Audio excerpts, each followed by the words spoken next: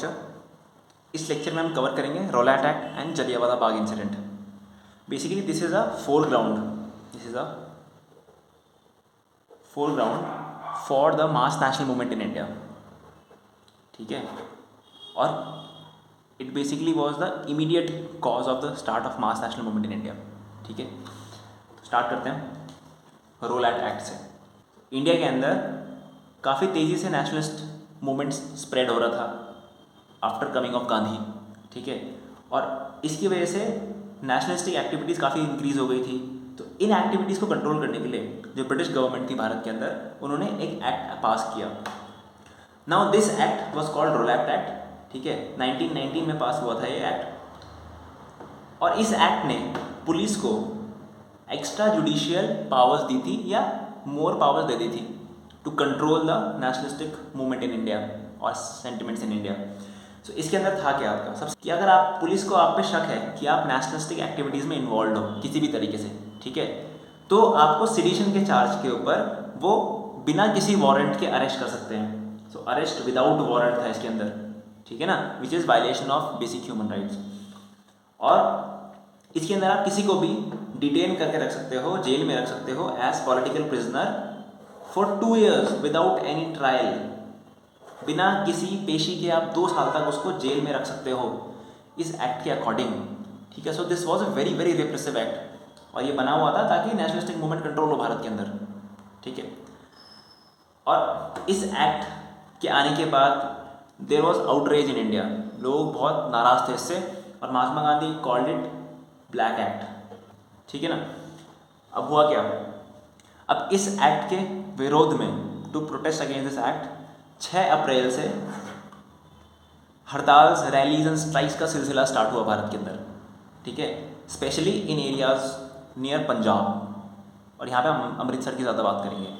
तो 6 अप्रैल को हड़ताल, रैलीज और स्ट्राइक्स हुई वाइड स्प्रेड स्केल पे भारत के अंदर to protest against this Rowlatt act. ठीक है, जो रिस्पॉन्स था ब्रिटिशर्स का वो ये था कि जो अमृतसर है और पंजाब एरिया है, वहाँ से लीडर्स को, जो लोकल लीडर्स थे जो इस मूवमेंट को कंडक्ट करा रहे थे अपने एरियाज़ में, उनको अरेस्ट कर लिया गया। ठीक है, दे वर अरेस्टेड। और महात्मा गांधी को दिल्ली में एंटर करने से मना कर दिया। नाउ महात्मा गांधी के अंदर enter Delhi. So this was the start of the protest against Rowlatt act. आगे देखते हैं क्या हुआ। This happen on 6 April. ठीक है, 10 अप्रैल पे क्या हुआ आपका। 10 अप्रैल को क्राउड इतना ज़्यादा हो गया था अमृतसर के अंदर प्रोटेस्ट के लिए कि भाई पुलिस को उनके ऊपर फायरिंग ओपन करनी पड़ी। Police had to fire upon them. और जब पुलिस ने उनके ऊपर फायर करा, सो क्राउड बिकेम और मॉब बिकेम वेरी वायलेंट, और फिर बहुत ज़्यादा वाइड स्प्रेड स्केल पे अमृतसर के अंदर पुलिस और लोगों के बीच में क्लैशेस हुए। ठीक है, लोगों ने अटैक करना स्टार्ट कर दिया बैंक्स को, पोस्ट ऑफिस को, रेलवे स्टेशंस को और गवर्नमेंट बिल्डिंग्स को, जो भी सिंबल थे ब्रिटिश पावर का उस एरिया में। तो ये सब देखते हुए जो ब्रिटिश सरकार थी उनको ये समझ में आ गया कि भैया normal law and order maintain करना इम्पॉसिबल है लोकल अथॉरिटीज़ के लिए इस सिचुएशन में अमृतसर में। तो उन्होंने लॉ एंड ऑर्डर रिस्टोर करने के लिए अमृतसर के अंदर मार्शल लॉ इम्पोज किया सबसे पहले। So what is martial law? So powers are given to the military to stabilize the situation, और वही लॉ एंड ऑर्डर देखते हैं पूरे एरिया का इस मार्शल लॉ के अंदर। और इसकी जिम्मेदारी दी गई जनरल डायर को। समझ में आ रही बात आपको? And when he came to Amritsar he imposed a curfew. इसने कर्फ्यू इम्पोज कर दिया। और कर्फ्यू में होता क्या है आपका कि आप फ्रीली रोम अराउंड नहीं कर सकते सिटी के अंदर। ठीक है, इसमें कुछ रूल्स होते हैं कि 4 लोग या उससे ज़्यादा लोग एक किसी जगह में इकट्ठा नहीं हो सकते, इस तरह के रूल्स होते हैं इसके अंदर। ठीक है, तो टू प्रोटेस्ट मीटिंग करना या फिर इंफॉर्मेशन रिले करना बहुत डिफिकल्ट हो जाता है इसके टाइम पे। तो अब हुआ क्या भाई, उस समय देखो टेलीविजन वगैरह तो था नहीं किसी के पास। So people were somewhat unaware about this martial law और दिस कर्फ्यू। ठीक है, और 13 अप्रैल को थी बैसाखी। 13 अप्रैल को बैसाखी थी। तो बैसाखी के दिन नॉर्मली लोगों का ट्रेडिशन जो होता है, they use to meet in various parks, ठीक है, या मीटिंग स्पेसेस। वहाँ पे वो बैसाखी सेलिब्रेट करते हैं या मीटिंग करते हैं अपनी। ठीक है, तो ऐसा ही कुछ meetings and Baisakhi celebration was planned in Jallianwala Bagh in Amritsar. Which is very close to Golden Temple. तो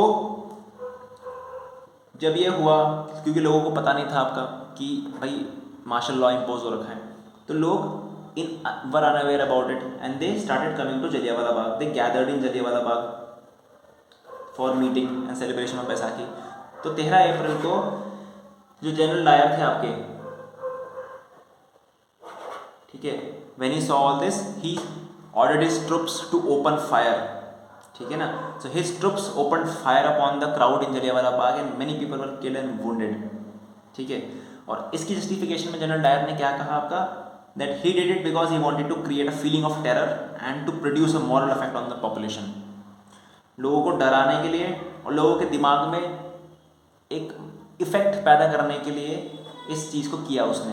this was his response in justification of his crime, ठीक है। जब जलियांवाला बाग हुआ आपका, तो पीपल बिकेम वेरी वायलेंट, ठीक है। They started violent clashes with police और उन्होंने गवर्नमेंट बिल्डिंग्स को अटैक करना स्टार्ट कर दिया because they were symbol of power, ठीक है।